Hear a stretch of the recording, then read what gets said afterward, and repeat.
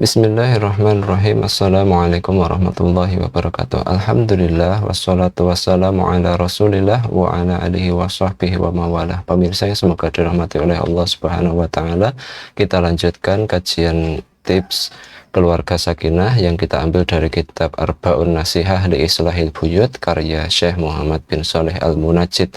Kali ini kita masuk ke tips yang ke-6, yaitu al-ihtimamu bil azkari syar'iyati wa sunani muta'allaqah bil buyuti, yaitu hendaknya suatu keluarga apabila menghendaki keluarga yang sakinah, itu hendaknya suatu keluarga itu memberi perhatian terhadap zikir-zikir yang disyariatkan, doa-doa yang disyariatkan, juga memperhatikan sunnah-sunnah yang berkaitan dengan rumah, rumah. Di sini Syekh Muhammad bin Shalih Al-Munajjid memberikan contoh wa min amsalati zalika, di antara contoh-contoh zikir doa harian yang hendaknya dilazimi oleh suatu keluarga, suami, istri maupun anak-anak, adalah azkaru dukhulil manzili, yaitu doa ketika masuk ke dalam rumah. Di sini rawa Muslimun, Imam Muslim meriwayatkan fi sahihihi, di dalam kitabnya yang sahih, an Jabir bin Abdullah, dari sahabat Jabir bin Abdullah, annahu sama'a Nabiyya sallallahu alaihi wasallam yaqul, bahwa beliau pernah mendengar Rasulullah sallallahu alaihi wasallam bersabda, yaqulu idza dakhala ar-rajulu, apabila seseorang itu masuk ke dalam baitihi, dalam rumahnya, fadzakarallah, kemudian ketika dia masuk ke dalam rumahnya itu dia menyebut nama Allah, berdoa, inda dukhulihi, ketika dia masuk membuka pintu, kemudian berzikir, membaca bismillah, membaca doa masuk ke rumah, wa inda ta'amihi, dan juga ketika dia makan, qala syaitan, maka setan itu akan berkata, la mabita lakum, wahai setan-setan, tidak ada tempat bagi kalian untuk bermalam. Ya, karena apa? Karena si pemilik rumah ketika masuk ke dalam rumah, dia telah membaca doa masuk rumah, atau dia menyebut nama Allah dengan mengucap bismillah atau assalamualaikum warahmatullahi wabarakatuh. Tuh. Kemudian setan juga berkata, wala asya'a, juga tidak ada makanan bagi kalian, Kemudian wa idza dakhala falam yadhkur ismallah wa dzikrullah inda dukhulihi, tetapi jika seseorang itu masuk ke dalam rumah dan tidak membaca doa, tidak menyebut nama Allah, tidak berzikir ketika masuk, qala syaitan, maka setan akan berkata, adraktum al-mabita, wahai setan-setan, kalian mendapatkan tempat untuk menginap, wa idza lam yadhkur ismallah inda ta'amihi, dan ketika seseorang itu masuk ke dalam rumah atau kemudian ketika dia makan, tetapi ketika dia memulai makan tidak membaca bismillah ketika makan, maka setan berkata kepada teman-temannya, adraktum al-mabita wal asya'a, wahai setan-setan, kalian mendapat tempat bermalam, kalian mendapat makanan. Mengapa? Karena si pemilik rumah ketika masuk tidak membaca bismillah, ketika makan dia juga tidak membaca bismillah. Maka ketika seseorang itu melupakan zikir ketika masuk ke dalam rumah, maka di situ setan mulai turut campur di dalam urusan rumah tangga kita. Alhasil bisa berpotensi seseorang itu melakukan kemaksiatan di rumah, kemudian melakukan chat terhadap teman-temannya yang wanita yang berlawanan jenis, sehingga kemudian menimbulkan potensi selingkuh, sehingga kemudian di dalam anggota keluarga juga saling berprasangka buruk. Ini karena di dalam rumah tadi ada turut campur setan, karena si pemilik rumah ketika masuk tidak membaca bismillah, ketika makan juga tidak membaca bismillah atau tidak menyebut nama Allah.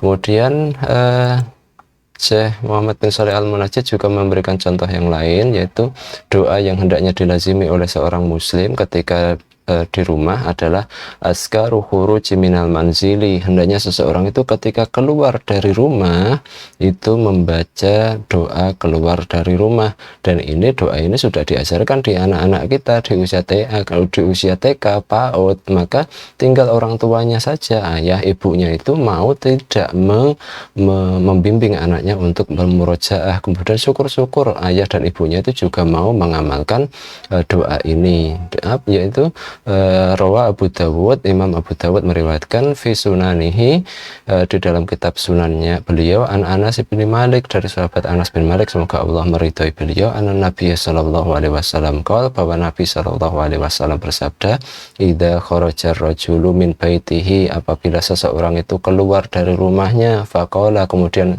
orang itu tadi mengucapkan atau membaca doa bismillahi tawakkaltu ala Allah la haula wala quwata illa billah, bismillahi dengan nama Allah, tawakaltu hamba tawakal, hamba pasrah, sambil melakukan sebab-sebab yang bisa mencapai tujuan. Tawakal maksudnya seperti itu, tawakal kepada Allah, pasrah kepada Allah sambil melakukan sebab-sebab untuk mencapai tujuan yang hendak kita capai. La haula wala quwata illa billah, tidak ada daya, tidak ada kekuatan kecuali hanya dari Allah Subhanahu wa taala. Qala yaqulu hina iti, maka ketika setan itu mendengar si pemilik rumah itu ketika keluar rumah membaca doa ini, maka setan berkata, Budaita kufaita wawukita, maka sungguh orang yang membaca doa keluar rumah tadi, dia sudah mendapat petunjuk, dia akan dicukupi maksudnya diberi dimudahkan untuk mencapai apa yang akan dia ingin capai. Wawu kita, dan dia itu dijaga dari hal-hal yang dibencinya.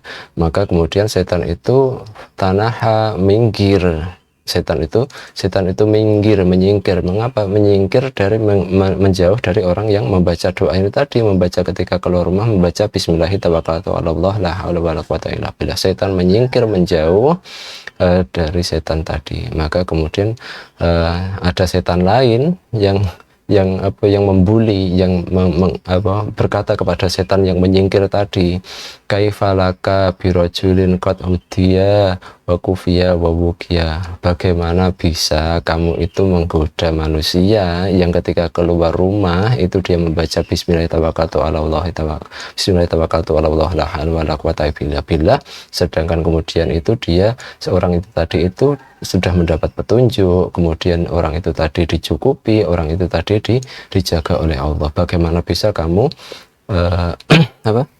menggoda orang yang seperti itu? Ini keutamaan membaca doa keluar rumah itu tadi.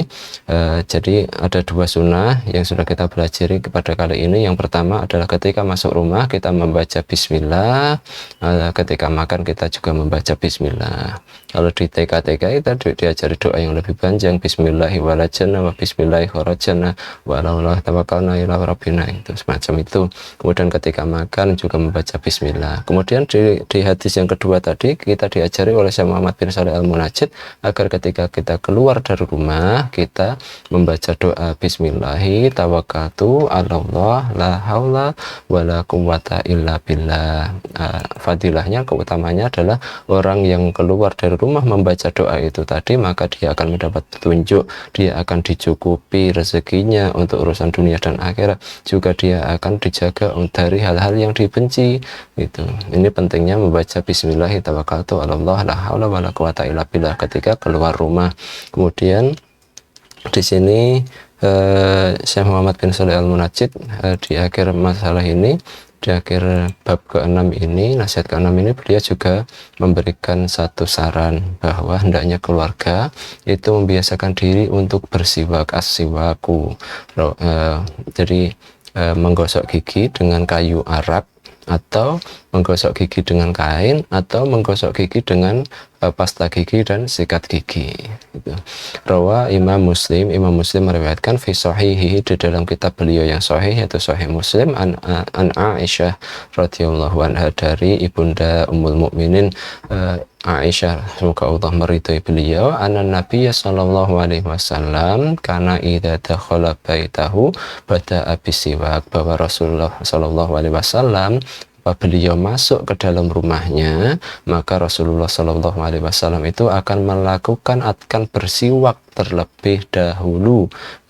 Aktivitas yang pertama kali dilakukan oleh Rasulullah Shallallahu Alaihi Wasallam ketika masuk rumah beliau adalah bersiwak terlebih dahulu.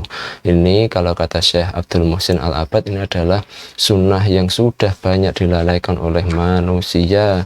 Manusia itu banyak yang tidak tahu sunnah ini, manusia banyak yang tidak melakukan sunnah ini. Padahal ini adalah satu dari sekian adab yang sangat baik dari seorang muslim kepada keluarganya, kepada istrinya, kepada anak-anaknya. Kalau kita bawa ke konteks hari ini, misal bisa saja seorang laki-laki itu ketika bekerja itu diajak makan di luar oleh teman-temannya, atau dia sendiri mengajak teman-temannya makan di luar, kemudian dia pulang itu tidak membungkuskan makanan itu untuk keluarganya, tidak membungkuskan itu untuk orang tuanya, tidak membungkuskan itu untuk anak-anaknya, maka kemudian ketika sampai rumah kemudian dia tidak bersiwak, kemudian ketika dia ngobrol dengan istrinya, maka bisa jadi sang istri akan mencium aroma, ini kok bau mie ayam, ini kok bau bakso ya, ini kok bau makanan batagor. Nah, sedangkan saya kok tidak dibungkuskan, tidak dibawa. Ini akan kemudian menimbulkan prasangka tidak baik dari sang istri, ini suami saya jajan, saya nggak dibungkuskan. Nah, inilah hikmah, salah satu dari hikmah mengapa seseorang itu kalau masuk ke dalam rumah disunahkan untuk bersiwak terlebih dahulu. Wabil khusus kami peringatkan bagi para suami yang keluar rumah itu kemudian di tempat kerjanya itu merokok. Jangan bawa asap rokok ke dalam rumah, jangan merokok di rumah, atau syukur-syukur hentikan kebiasaan merokok sama sekali, baik di rumah maupun di luar rumah. Ini akan lebih bagus bagi keluarga Anda. Inilah tips keluarga sakinah yang keenam dari Syekh Muhammad bin Shalih Al-Munajjid, yaitu memberikan perhatian terhadap zikir-zikir yang disyariatkan, juga sunnah-sunnah yang berkaitan dengan rumah, al-ihtimam bil azkari syar'iyyah wa sunani muta'allaqah bil buyuti, memberikan perhatian terhadap zikir-zikir harian dan sunnah-sunnah yang berkaitan dengan rumah, membaca bismillah ketika makan, membaca bismillah ketika masuk rumah, membaca bismillahi tawakkaltu 'alallah la haula wala quwata illa billah ketika keluar rumah, kemudian ketika masuk ke dalam rumah bersiwak terlebih dahulu. Demikian, semoga bermanfaat. Wabillahi taufiq wal hidayah. Wassalamualaikum warahmatullahi wabarakatuh.